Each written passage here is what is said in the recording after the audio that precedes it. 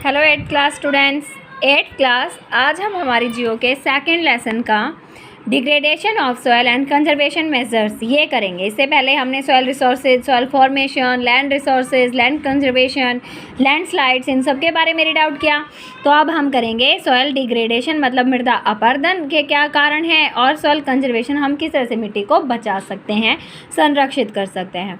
Soil erosion and depletion are the major threats to soil as a resource. ये मिट्टी के लिए बहुत बड़ा खतरा है।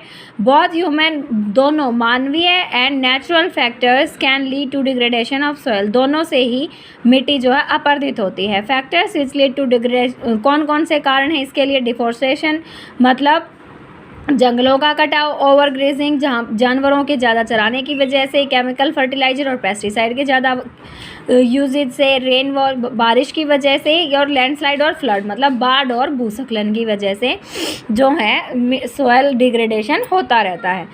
तो इसलिए सॉइल कंजर्वेशन के लिए कुछ यहाँ पर तरीके बताए गए हैं। कौन कौन से हैं वो?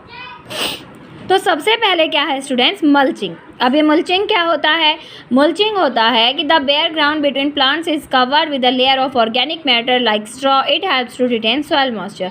आप ये मान लो कि जैसे एक ग्राउंड है और ग्राउंड में जैसे ये पेड़ लगा हुआ, एक पेड़ लगा दिया हमने, पेड़ लगा दिया और उसके आसपास जो है मिट्टी के साथ साथ वहाँ पर हमने ऑर्गेनिक मैटर डाल दिया। ऑर्गेनिक मैटर मतलब पत्तियाँ, कचरा, ये इस तरह से पत्तियाँ वगैरह, स्ट्रॉज मतलब जो नालियाँ वगैरह होती हैं, ये सब हमने यहाँ पर डाल दिया। इसके आसपास में घास फूस जो होता है उसकी वजह से क्या होगा कि जब भी यहाँ पर पानी जाएगा, बारिश का पानी जाएगा, हम लोग अगर उसको वो पानी देते हैं तो वो पानी जो होता है वैसे तो जड़ें सोख लेंगी लेकिन नमी भी तो बरकरार रहेगी ना। इसकी वजह से मिट्टी में जो है नमी बरकरार, सॉइल मॉइस्चर होता है, मिट्टी है जो है वो अपनी नमी बरकरार रखेगी। ओके, तो ये है मल्चिंग कि प्लांट्स को ऑर्गेनिक मैटर के साथ उसको हम कवर कर दें ताकि मिट्टी में नमी बनी रहे, वो ज़्यादा ड्राई ना हो। ओके, फिर आते हैं कंटोर बैरियर्स। अब कंटोर बैरियर्स क्या होते हैं? जैसे स्टोन्स, ग्रास, पत्थर, घास, मिट्टी are use to build barriers along contours. Trenches are made in front of the barriers to collect water. अब आप ये देखो कि जैसे अगर स्लॉप हो, कोई भी स्लोप है, जैसे ढलान है, इस तरह से अगर ढलान आ रही है तो क्या करते हैं, पत्थरों की के साथ या मिट्टी के साथ या घास फूस के साथ क्या होता है कि रास्ते में क्या करने लग जाते हैं, थोड़े थोड़े बैरियर बना देते हैं। मतलब ऐसे दीवार से खड़ी कर देते हैं, थोड़ा सा सरफेस छोड़ा, फिर दीवार से खड़ी कर दी, फिर छोड़ा, फिर दीवार खड़ी कर दी। इससे क्या होगा, ये देखो यहाँ पर इन्होंने, सॉरी ये तो प्लॉइंग का है, तो इससे क्या होगा कि जो बारिश का जो पानी बहता हुआ आता है, हमें पता है कि बारिश का पानी अपने साथ मिट्टी भी बहा के ले जाता है और मिट्टी अपने साथ बहा के ले जाएगा तो ऑब्वियस सी बात है कि जो फर्टाइल जो सब्सटेंस होते हैं वो उसके साथ बह के जाएंगे। तो इन रुकावटों की वजह से पानी के साथ जो सब्सटेंस बह के आते हैं वो एक जगह जमा हो जाते हैं क्योंकि एकदम से पानी को टक्कर लगती है। फिर पानी धीरे धीरे रास्ता बदल के आगे जाता है, यहाँ फिर से आगे रुक जाता है। तो इस तरह से जो सॉइल जो फर्टाइल पार्टिकल्स हैं वो ज़्यादा बह के नहीं जाते हैं और वो एक जगह पर रुकते चले जाते हैं, जमा होते चले जाते हैं। ओके, इससे पानी जो है वो कलेक्ट हो जाता है अपनी अपनी जगह पर।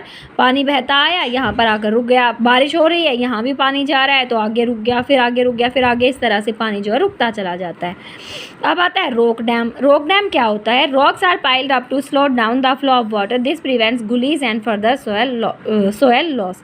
अब इसमें क्या होता है स्टूडेंट्स? इसी तरह से स्टूडेंट्स रॉक डैम में किया जाता है क्योंकि रॉक्स जो होती हैं, जैसे ये रॉक्स हो गई, अब ये रॉक्स हैं तो एक तो पानी जो है बिल्कुल ऐसे सरफे एकदम से ऐसे नीचे चला जाता जाए, बिल्कुल ऐसे नीचे जाके रुके। एक जो है वहाँ पर उन स्लॉप्स को कट करके हम इस तरह से थोड़ा ऐसे थोड़ी शेप सी बदल के उसकी इस तरह से प्रिवेंट करें ताकि जो गुलीज मतलब जो नालियाँ बनी होती हैं, जैसे क्रैक्स जो होते हैं ना जो चट्टानों में, उसमें उनकी वजह से जो है मिट्टी का नुकसान ज़्यादा ना हो, उससे ना तो गुलीज बने और ना सॉइल ज़्यादा वहाँ पर लॉस हो।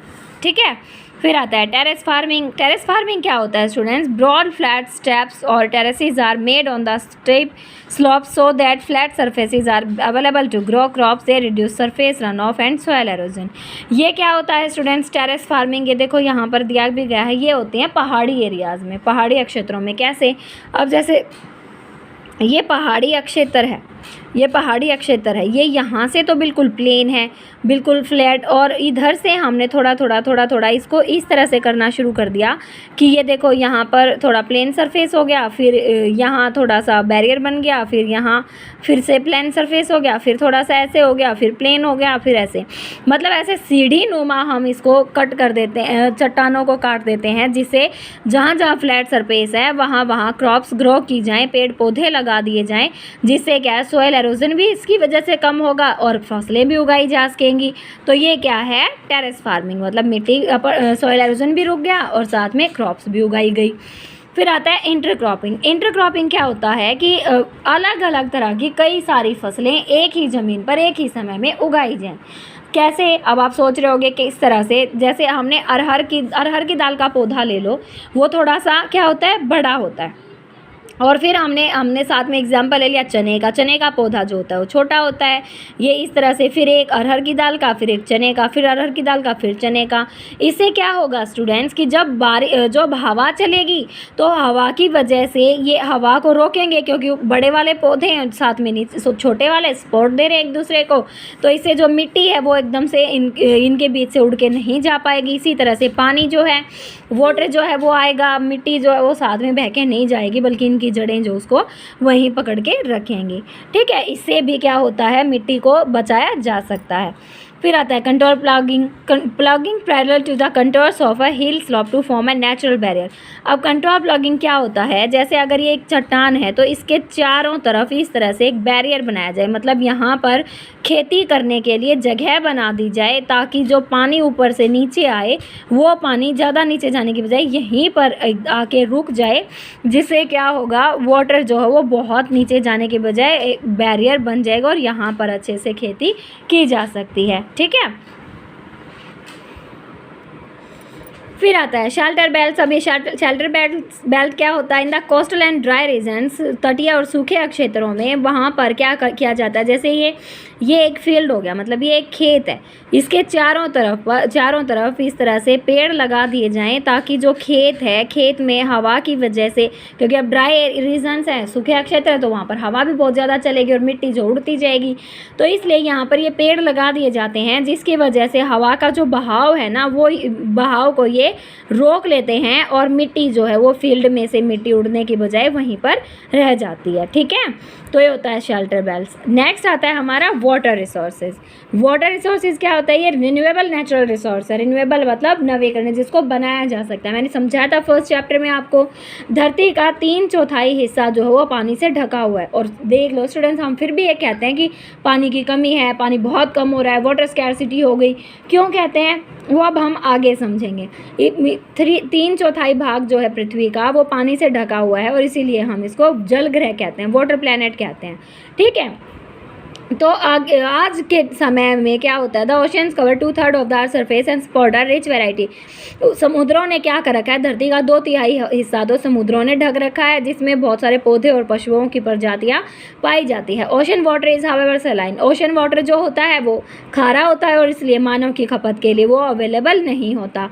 फ्रेश वाटर जो है वो सिर्फ और सिर्फ जो मीठा पानी, फ्रेश वाटर मीठा पानी सिर्फ 2.7% है, मतलब 2.7% मीठा पानी, और उसका भी 2.7 में से भी 70%, मतलब 70% पानी जो है वो ग्लेशियर्स में है, बर्फ़ के मरुस्थल्स में है, जैसे अंटार्कटिका, ग्रीनलैंड, माउंटेन, पहाड़ी क्षेत्र, इन सब में है।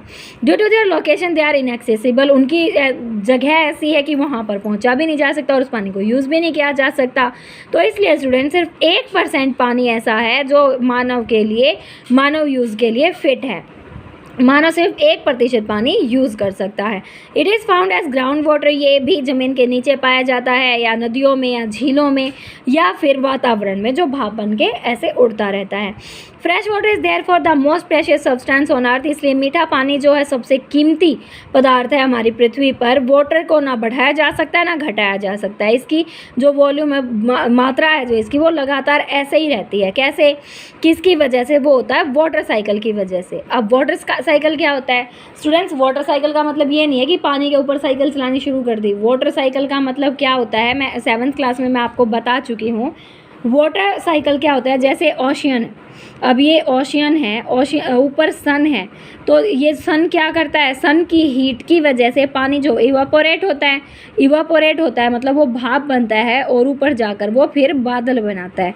बादल बन गए, इसके बाद क्या होता है, बादल बनने के बाद जब ये बादल मैच्योर हो जाते हैं, मतलब कंडेंस्ड हो जाते हैं, बहुत हैवी हो जाते हैं और ये पानी को ज़्यादा होल्ड नहीं कर पाते हैं, तो ये क्या करते हैं, ये बारिश के रूप में नीचे गिरने लग जाते हैं, जिसको प्रेसिपिटेशन कहा जाता है। क्या कहा जाता है, प्रेसिपिटेशन। ये प्रेसिपिटेशन कहा जाता है और ये नीचे आके ये फिर बारिश कर देता है, जिससे क्या होता है, पानी जो नदियों में बहता है, और ऑब्वियसली नदियाँ हमारी कहाँ जाके मिलती हैं, ओशियन में।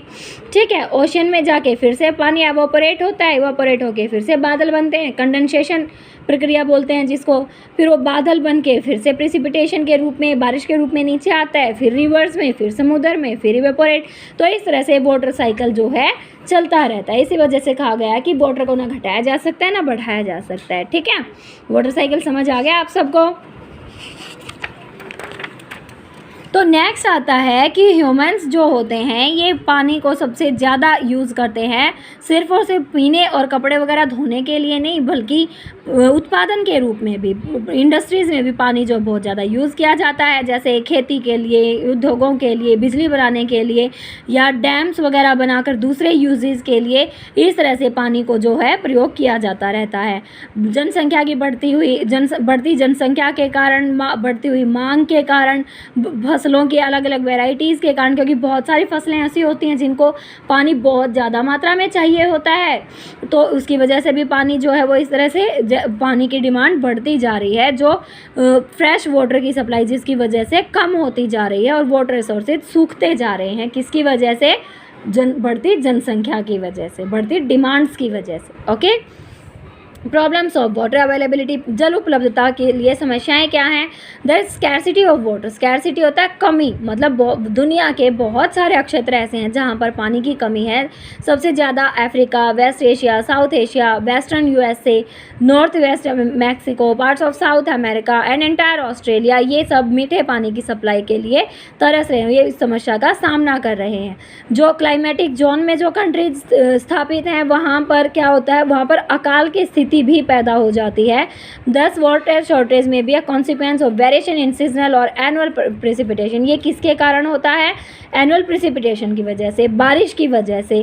भाई बहुत सारे इलाके ऐसे होते हैं जहाँ पर प्रेसिपिटेशन ज़्यादा होता ही नहीं है, बारिश ज़्यादा नहीं हो पाती है, तो इस वजह से वहाँ पर वाटर स्कैरसिटी बहुत ज़्यादा हो रही है। जल संसाधनों को एक्सप्लॉइट किया जा रहा है, उनको बेहिसाब यूज़ किया जा रहा है, और contamination of water resources, contamination होता है बिल्कुल गंदा पानी, मतलब अब आपके पास पानी है और उसमें मैं थोड़ा सा कचरा मिला दूं तो क्या आप उस पानी को पी सकते हैं, नहीं ना। तो इसलिए बहुत सारे वाटर सोर्सेज जो हैं बिल्कुल कंटामिनेट, मतलब बहुत गंदे हो चुके, दूषित हो चुके हैं। तो इस तरह से ये प्रॉब्लम्स है वाटर अवेलेबिलिटी के लिए। नेक्स्ट में हम करेंगे कंजर्वेशन ऑफ वाटर रिसोर्सेज, और साथ में natural vegetation and wild life vegetation, और फिर डिस्ट्रीब्यूशन, मतलब कहाँ कहाँ फैले हुए हैं, कंजर्व कैसे कर सकते हैं, फिर हम इन सब के बारे में रीड आउट करेंगे, और उसके बाद करेंगे हम हमारे क्वेश्चन आंसर्स। ओके स्टूडेंट्स, तो तब तक आप इस लेसन को रीड करना, मेथड्स टू कंजर्व सॉइल, ये सब आप बहुत अच्छे से लर्न करना, वाटर रिसोर्सेज के बारे में पढ़ना। तब तक बाय।